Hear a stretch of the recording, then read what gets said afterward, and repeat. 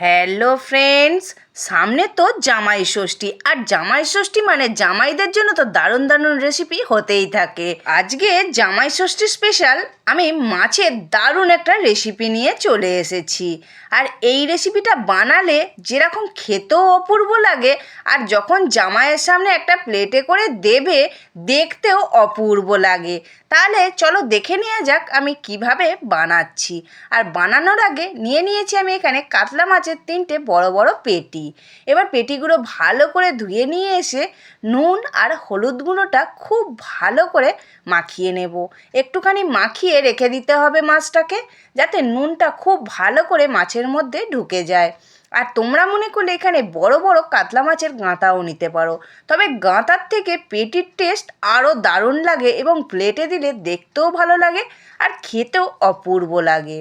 মাছটাকে আমি মাখিয়ে নিয়েছি, মাখিয়ে নিয়ে বেশ কিছুক্ষণ ওই 5-7 মিনিট রাখলেই চলবে, যাতে নুনটা মাছের মধ্যে ঢুকে যায়। আর এখানে আমি নিয়ে নিয়েছি কিছুটা গরম মশলা, এলাচ, দারুচিনি আর লবঙ্গ, আর একটা বড় তেজপাতাকে আমি 2-8 করে নিয়েছি। এখানে আমি বেশ কিছুটা পেঁয়াজ ঘষে নিয়েছি, গ্রেটার মেশিনে ঘষে নিয়েছি, এটা কিন্তু বাটলে হবে না। আর নিয়ে নিয়েছি বেশ কিছুটা আদা রসুন বাটা, আদা রসুনটা খুব পরিমাণে কম হলেই যথেষ্ট। আর নিয়ে নিয়েছি কিছুটা কাঁচা লঙ্কাকে একদম 2-8 করে চিড়ে চিড়ে নিয়ে নিয়েছি। আর এখানে আছে নারকেল, নারকেলটাকে আমি ভালো করে কুড়িয়েছি কুড়ুনি দিয়ে, তারপর মিক্সিতে দিয়ে ভালো করে পেস্ট করে নিয়েছি, যাতে দুধটা খুব ভালো করে বেরোতে পারে। এবার চলে এলাম মূল পর্বে। এখানে আমি কড়াই বসিয়ে দিয়েছি, দিয়ে দিলাম বেশ কিছুটা পরিমাণে কিন্তু সর্ষের তেল। আর সর্ষের তেলটা গরম হতে কড়ার চারিপাশে লাগিয়ে আমি নুন হলুদ মাখিয়ে রাখা কাতলা মাছের পেটিগুলো আমি দিয়ে দিলাম কড়ার মধ্যে। এবার একটা সাইড যেই খুব সুন্দর করে ভাজা হয়ে গেল, আর একটা সাইডও উল্টে দিলাম। এবার উল্টে পাল্টে লাল লাল করে মাছগুলোকে ভেজে আমি তুলে নিলাম। এবার ওই তেলেতেই দিয়ে দিচ্ছি ফোড়নে গোটা গরম মশলা আর তেজপাতা, যেটা আমি রেখেছিলাম। তেজপাতা আর গোটা গরম মশলাটা যেই সুন্দর করে ভাজা হয়ে গেল, আমি ঘষে রাখা পেঁয়াজটাকেও দিয়ে দিলাম, দিয়ে খুব ভালো করে ভেজে নিলাম। তারপর দিয়ে দিলাম আদা রসুনের পেস্ট। আদা রসুন কিন্তু বারবার বলছি খুব পরিমাণে কম দিতে হবে, বেশি দিলে কিন্তু চলবে না। একটুখানি আদা রসুনটা দিয়ে নিয়ে ভালো করে কষিয়ে নিলাম। তারপর দিয়ে দিলাম পরিমাণ মতো নুন, হলুদ গুঁড়ো আর লঙ্কা গুঁড়ো। লঙ্কা গুঁড়োটা তোমরা তোমাদের ঝাল অনুযায়ী দেবে। আর দিয়ে দিলাম 2 চামচের মতো চিনি, চিনিটাও তোমরা তোমাদের স্বাদ অনুযায়ী দেবে।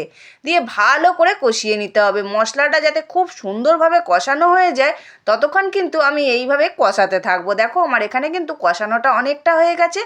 অল্প একটুখানি জল দিয়ে আবারও কিন্তু মশলাটাকে একটুখানি সুন্দর করে কষিয়ে নেব। আর মশলাটা যতটা সুন্দরভাবে কষাবে ততটা খেতে অপূর্ব লাগবে, কেন কাঁচা মশলার গন্ধটা ছাড়বে না যে।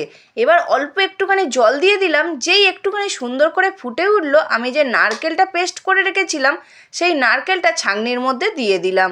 দিয়ে খুব ভালো করে কিন্তু আমি দুধটাকে চেপে চেপে এইভাবে বার করে নেব। দেখো এখানে কিন্তু আমি চেপে চেপে পুরো নারকেলের দুধটা বার করে নিলাম। আমি নারকেলের দুধটা কড়াইয়ের মধ্যে দিয়ে দিলাম, তোমরা মনে করলে আলাদা করে নারকেলের দুধটাও বার করে নিতে পারো। এবার নারকেলের দুধটা খুব ভালো করে মিশিয়ে নিলাম, যেই একটু ফুটে গেল অল্প একটুখানি গুঁড়ো গরম মশলা দিয়ে দিলাম। তারপর দিয়ে দিচ্ছি কাঁচা লঙ্কা চেরাগুলো। আর যেহেতু আমাদের এখানে গোটা গরম মশলা ফোড়ন দিয়েছিলাম, যার জন্য আমি গুঁড়ো গরম মশলাটা অল্প দিলাম, কারণ নারকেল দুধের একটা সুন্দর গন্ধ ছাড়বে, তবেই তো ভালো লাগবে না।